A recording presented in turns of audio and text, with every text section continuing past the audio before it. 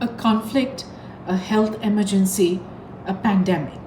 The impact of any of this is not equal. By now, we are fully cognizant of this, right?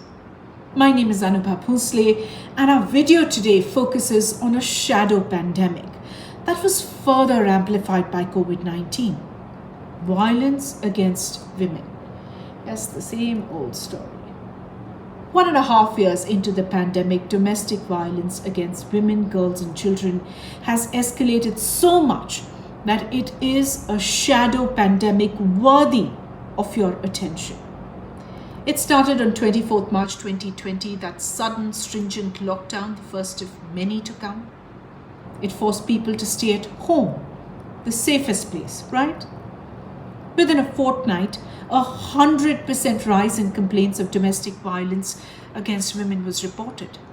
In 4 phases of lockdown that followed, more Indian women filed more domestic violence complaints than in a similar period in the last 10 years, according to the NCW. Victims were forced to live in the same household with their abusers. Lockdown and mobility restrictions meant they were unable to go to a safe space or get help. Social networks like family and friends were disrupted.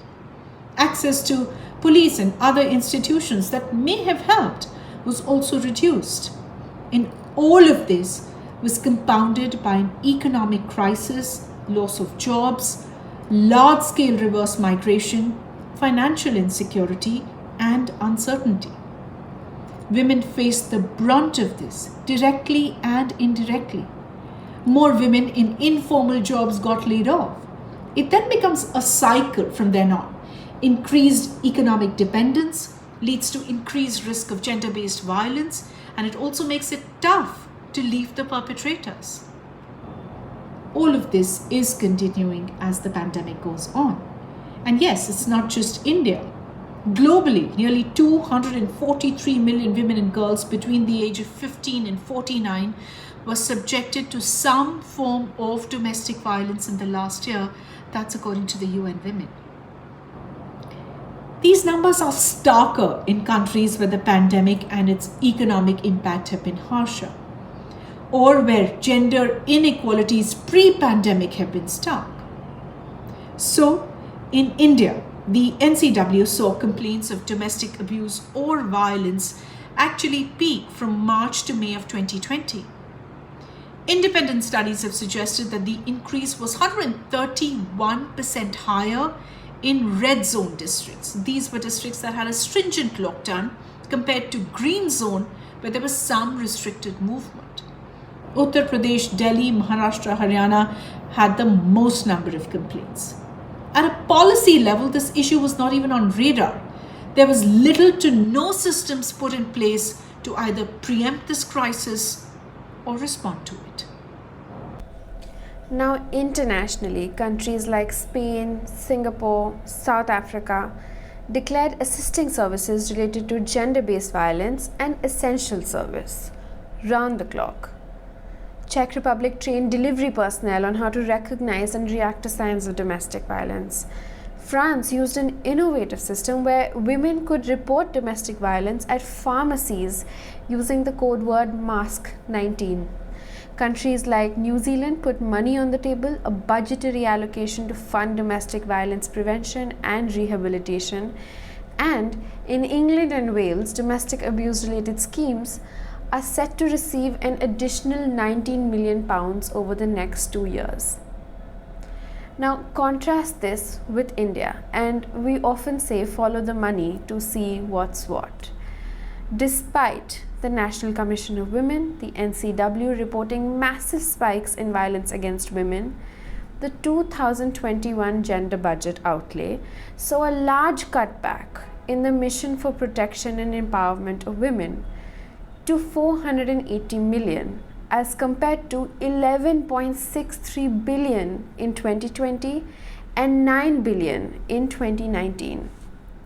The allotted money seems to lack direction on how it will be spent, and existing funds like the Nirbhaya Fund remain unutilized.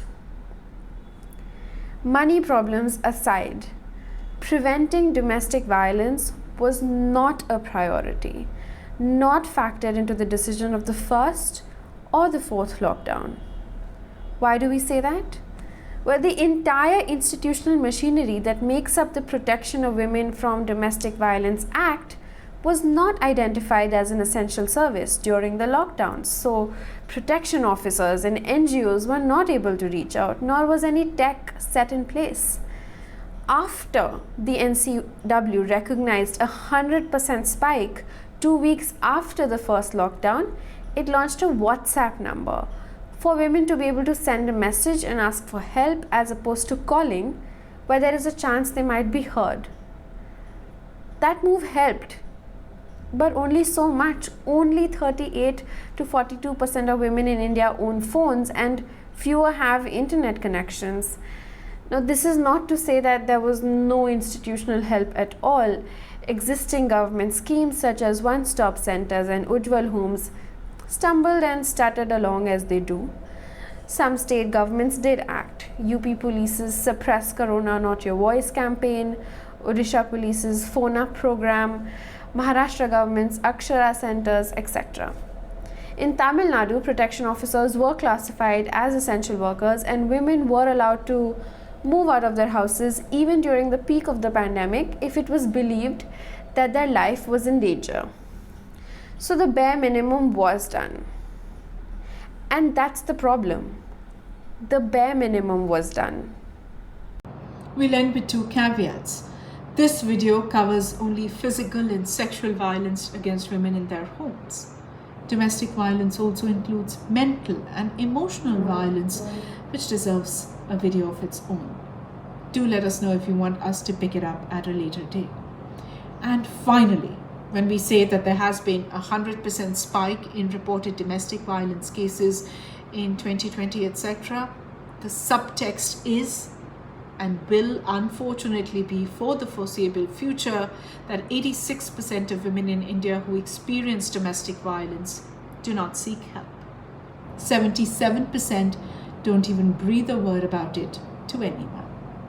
I'll stop here as you stare and reflect at the tip of this iceberg. If this has been useful and worthy of your time, do consider making a small contribution. The link for that is in the bio or in the description, depending on where you're watching it. If you have been, thank you for your time.